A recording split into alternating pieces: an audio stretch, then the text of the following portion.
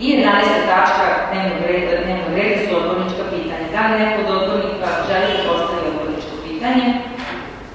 Sam dobio 2 odgovora na odborničko pitanja, pa ću se samo nadovezati.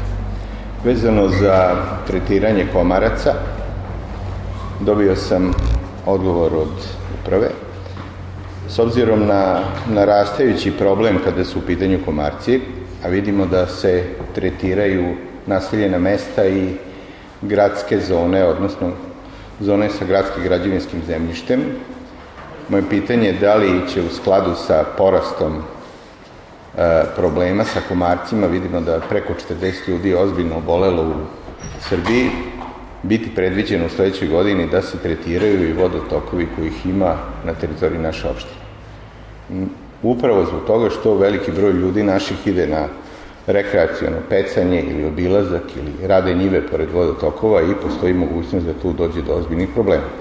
Znači, zanima me da li će sledeće godine biti planirana sredstva za tretiranje komaraca i da li možda u vezi s tim treba i konsultovati Dom zdravlja opštine Srbobran i predvideti da li je taj rizik osnovan, objektivan ili je on više ovako medijski, ja na osnovu štampe to kažem. Što se tiče klera, dobio sam jedan izveštaj i on je, ajde da kažem, kompletan u smislu, ja verujem, aktivnosti, ali ja sam na nešto drugo mislio.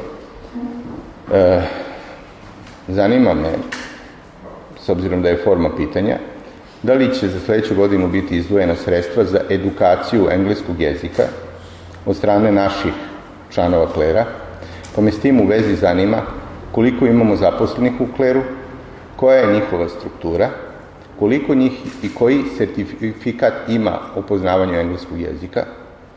Zanima me da li neko od njih, recimo, ima sertifikat o prag proceduri i ko im je izdao. Zanima me i predlažem da se predvide sredstva da ti mladi ljudi budu poslati u Sloveniju, Poljsku, Italiju i Mađarsku na višednevne boravke u obilazak klerova koji su uspešni i koji dobro rade, kako bi mi imali još bolje rezultate. Znači, to mene zanima, te vrste edukacije, ne od strane NALED-a, ne od strane stalne konferencije, Evropske komisije, Razvojne agencije Vojvodine ili Bačke, već me zanima ovaj deo jer smatram da je to pokretač razvoja opštine Srbobran, odnosno da bi u svakoj opštini, bar tamo gde smo mi bili, a obilazili smo razne agencije, imali prilike da vidimo različiti je pristup i treba to videti kako to funkcioniše u pojedinim opštinama. Mislim da bi bilo jako dobro da predsednik opštine i član veća zadužen za to s tim ljudima odu tamo, ne toliko dugo, nego prosto mislim da bi to kod njih rodilo neke nove ideje i dalo neku novu perspektivu nama. Hvala.